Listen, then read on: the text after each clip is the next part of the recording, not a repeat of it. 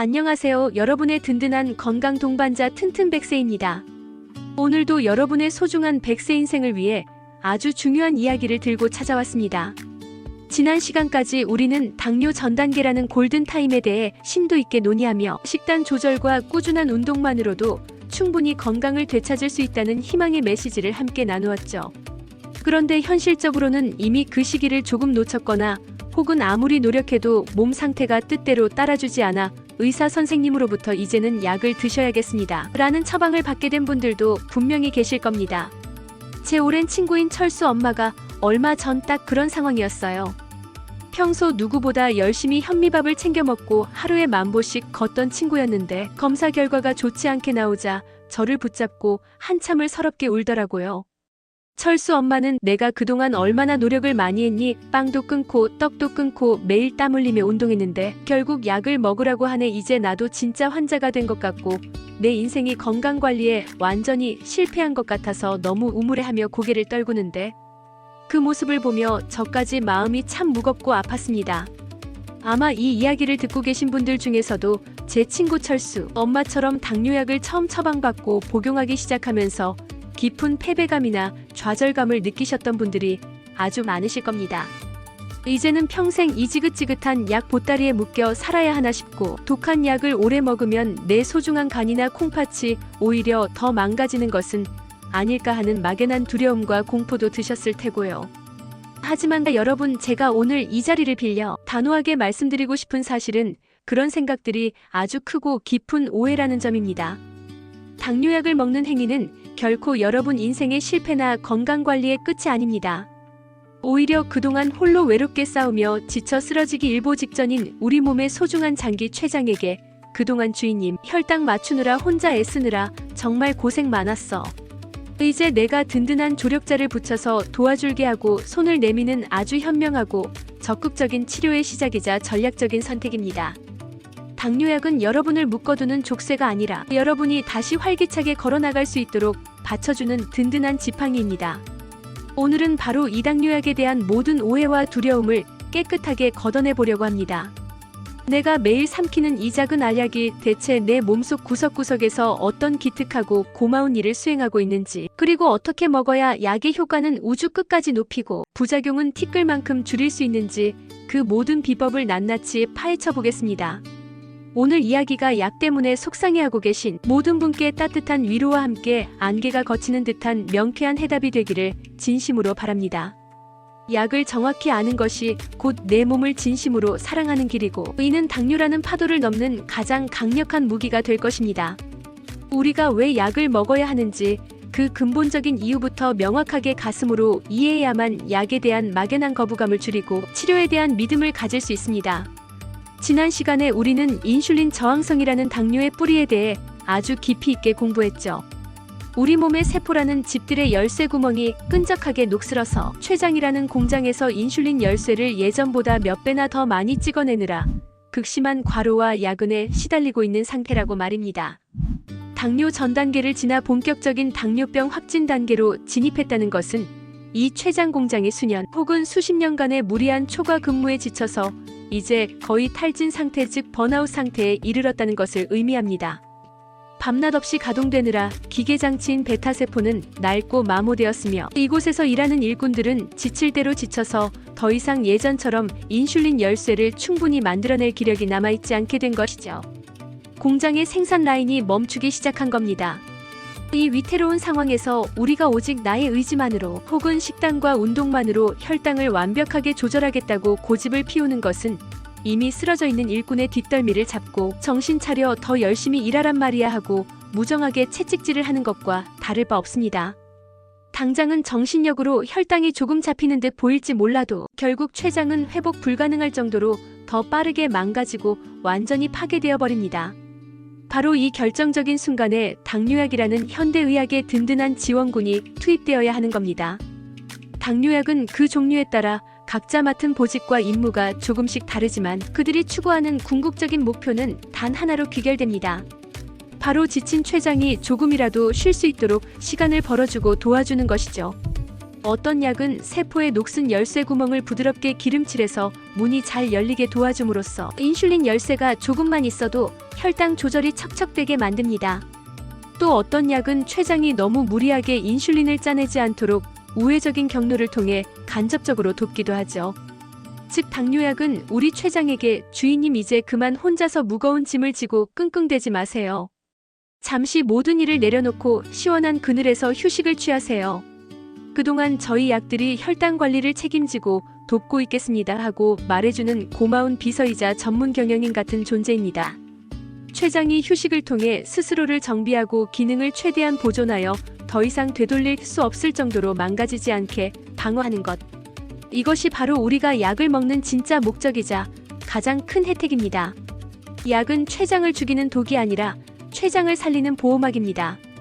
그럼 이제부터 우리가 약국에서 가장 흔히 처방받고 접하게 되는 대표적인 당뇨약들을 하나씩 친절하고 자세하게 소개해드리겠습니다.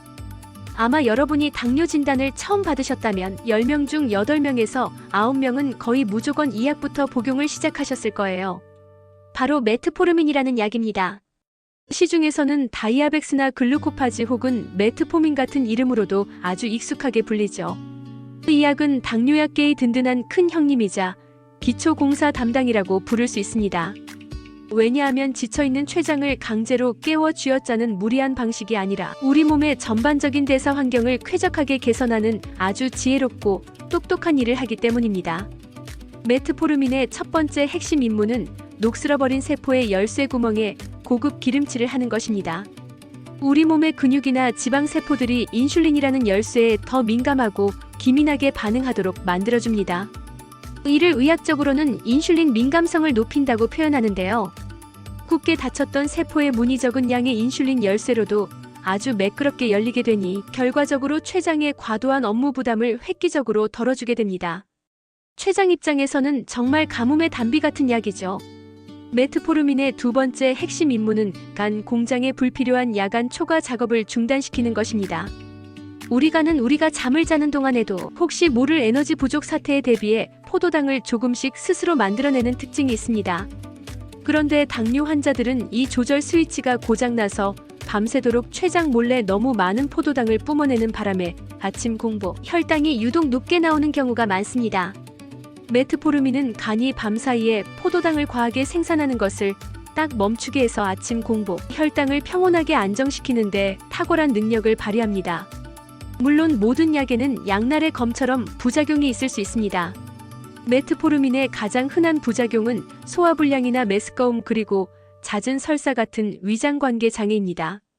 하지만 이는 대부분 약을 먹기 시작한 초기에 우리 몸이 약과 친해지는 과정에서 생기는 일시적인 현상이며 시간이 지나면 자연스럽게 사라지는 경우가 많습니다.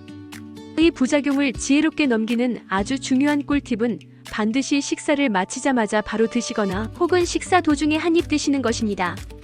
빈속에 드시면 위벽에 직접적인 자극을 주어 불편함이 심해질 수 있기 때문이죠. 또한 아주 드물고 희귀한 일이지만 장기간 수년간 복용 시 우리 몸의 필수 영양소인 비타민 B12의 흡수를 방해할 수 있으므로 정기적인 혈액 검사를 통해 영양 상태를 점검하고 필요하다면 영양제로 보충해주는 것이 좋습니다. 메트포르민은 수십 년간 전 세계적으로 가장 안전하고 효과가 입증된 약이니 의심의 눈초리보다는 믿음의 마음으로 복용하셔도 좋습니다. 두 번째로 만나볼 약은 당뇨 치료의 역사와 함께해온 아주 전통 있고 강력한 힘을 가진 설포니루레아 계열입니다. 아마릴이나 다이아마이크롱 혹은 그리메피리드 같은 이름으로 처방전의 단골로 등장하는 친구죠. 앞서 배운 메트포르민이 우리 몸의 주변 환경을 부드럽게 개선하는 조용한 서포터 역할이었다면 이 설포니루레아는 지쳐있는 췌장에 직접 찾아가서 사기를 북돋우는 행동대장 역할을 수행합니다. 이 약의 작동 원리는 아주 명쾌하고 확실합니다. 췌장 공장에 직접 들어가서 조금 늘어져 있는 일꾼인 베타세포들에게 자, 여러분 조금만 더 힘을 내서 일합시다 하며 아주 강력한 고농축 에너지 드링크를 건네주는 것과 같습니다.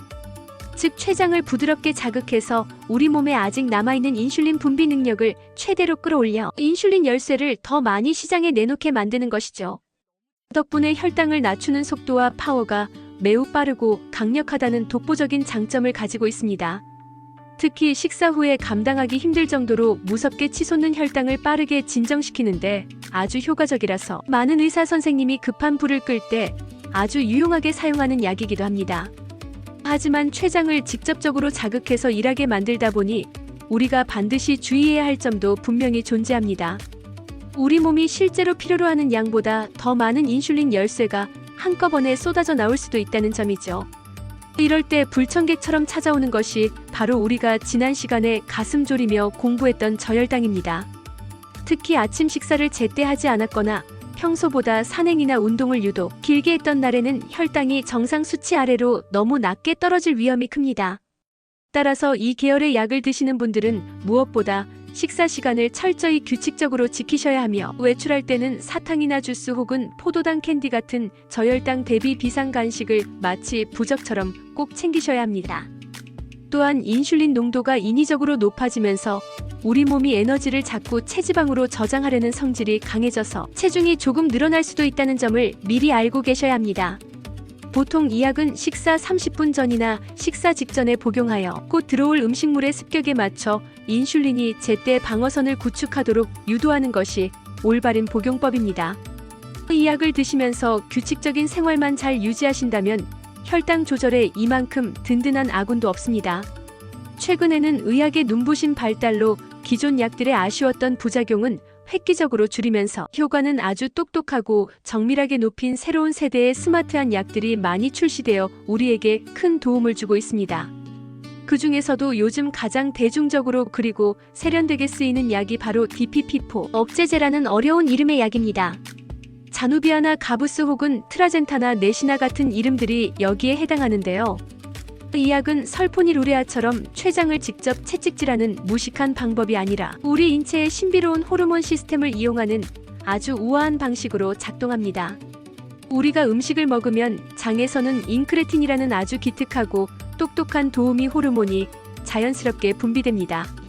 이 호르몬은 혈액을 타고 췌장에 달려가 주인님이 지금 맛있는 식사를 마치셨으니 혈당 수치가 올라가는 것에 딱 맞춰서 필요한 만큼의 인슐린만 내보내주세요 하고 아주 예의 바르고 점잖게 신호를 보냅니다.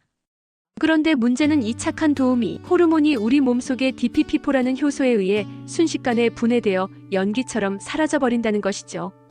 바로 이때 DPP-4 억제제가 등판합니다.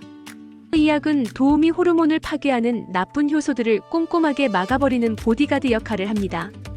보디가드가 있으니 도우미 호르몬은 더 오랫동안 살아남아 췌장에 인슐린 신호를 보낼 수 있게 됩니다. 이 약의 가장 큰 매력은 췌장의 혈당이 높을 때만 선택적으로 반응하게 만든다는 점입니다. 혈당이 이미 정상이라면 굳이 췌장을 귀찮게 하지 않으니 저혈당 위험이 거의 없다는 아주 획기적인 장점이 있습니다. 또한 체중을 늘리지도 않아서 깔끔하게 혈당만 잡고 싶은 분들에게 아주 인기가 높죠. 이 밖에도 최근 각광받는 SGLT2 억제제라는 약은 신장에서 포도당을 다시 흡수하지 않고 소변을 통해 그냥 몸 밖으로 버려버리는 수도꼭지 같은 역할을 합니다. 소변으로 설탕물을 버리니까 살도 빠지고 혈압도 낮아지는 효과가 있어 비만형 당뇨 환자분들에게 혁명적인 약으로 불립니다. 이처럼 당뇨약의 세계는 이제 맞춤 정장처럼 아주 넓고 다양해졌습니다. 중요한 것은 내 몸의 상태와 하루 일과를 주치해 선생님께 상세히 말씀드리고 나에게 가장 잘 맞는 최적의 지원군을 찾아내는 지혜입니다. 자, 이제 여러분이 매일 아침 저녁으로 삼키는 그 작은 알약들이 내 몸속에서 얼마나 기특하고 복잡한 일을 수행하고 있는지 대략적으로 이해가 되셨을 겁니다. 이제 이 소중한 지원군들의 효과를 100% 발휘하게 하고 예기치 못한 부작용은 철저히 막아내는 복용의 기술에 대해 핵심만 콕콕 짚어드릴게요. 첫 번째 가장 중요한 기술은 제 시간에 정해진 방법대로 꼬박꼬박 먹기입니다. 오늘 아침은 늦잠 자서 바쁘니까 대충 건너뛰고 점심에 두 알을 한꺼번에 먹어서 보충해야지 하는 생각은 정말로 위험천만한 발상입니다.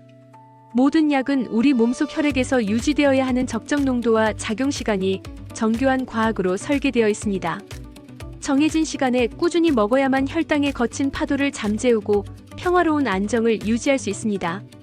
특히 식전약인지 식후약인지에 대한 지시는 반드시 따르세요. 식전약은 식후 혈당의 폭주를 미리 대비하기 위함이고, 식후 약은 위장장애를 최소화하고 흡수율을 높이기 위한 세심한 배려이기 때문입니다. 두 번째 기술은 혈당 수치가 잠시 괜찮아 보인다고 해서 내 마음대로 약을 끊지 않기입니다.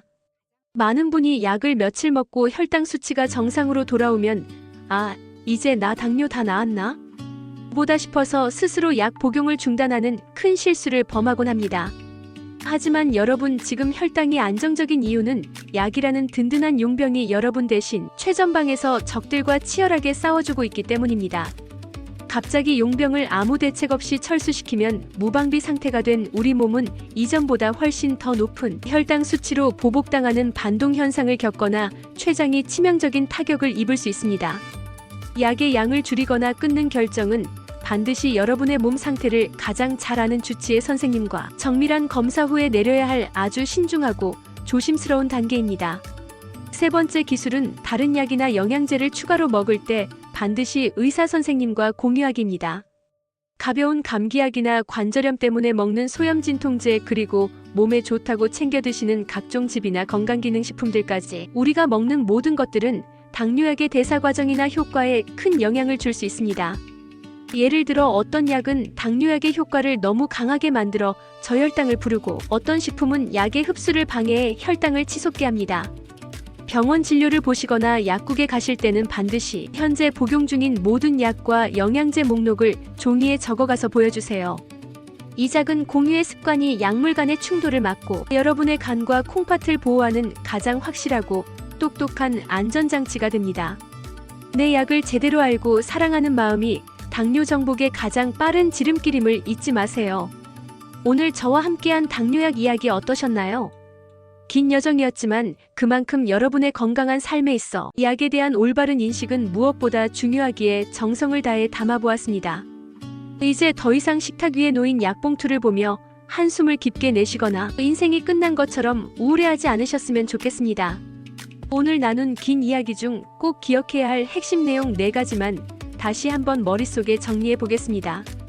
첫째, 당뇨약을 먹는 것은 내 인생의 실패가 아니라 지쳐있는 내 췌장에게 달콤한 휴가와 안식을 선물하고 훗날 찾아올 무서운 합병증이라는 대재앙을 막아내는 가장 현명하고 용기 있는 선택입니다. 둘째, 내가 먹는 약의 이름과 원리를 정확하게 이해하세요. 메트포르민은 내 몸의 환경을 개선하는 지혜로운 살림꾼이고, 설포니루레아는 췌장을 직접 돕는 강력한 지원군이며, 신약들은 아주 스마트한 보디가드라는 사실을요. 셋째, 약의 효과를 제대로 누리려면 정해진 시간과 용법을 칼같이 지키는 것이 무엇보다 중요하며, 스스로 약을 끊는 위험한 도박은 절대로 하지 마세요. 넷째, 약에 대한 사소한 궁금증이나 몸의 작은 변화가 느껴진다면 주저하지 말고 반드시 의사나 약사 선생님과 상의하는 적극적인 소통의 자세가 필요합니다. 우리가 건강하고 활기찬 100세 삶이라는 목표를 향해 달려갈 때 옆에서 묵묵히 우리를 지지하고 응원해주는 가장 친한 친구이자 든든한 인생의 파트너입니다. 약의 도움을 고맙게 받으면서 우리는 식단 조절과 꾸준한 운동이라는 건강의 기초 공사를 더욱더 탄탄하고 야무지게 다져야 합니다. 우리의 기초 공사가 튼튼해지고 몸이 스스로 혈당을 조절할 힘을 기르게 되면 언젠가는 약이라는 친구의 도움을 조금씩 줄여나가거나, 나중에는 최소한의 응원만으로도 당당하게 홀로 서서 건강을 유지할 수 있는 기적 같은 날이 여러분에게 분명히 찾아올 수 있습니다. 여러분의 튼튼한 100세 인생을 저 튼튼 100세가 끝까지 응원하겠습니다. 오늘도 어제보다 더 건강하고 평안한 하루 되시길 바랍니다. 감사합니다.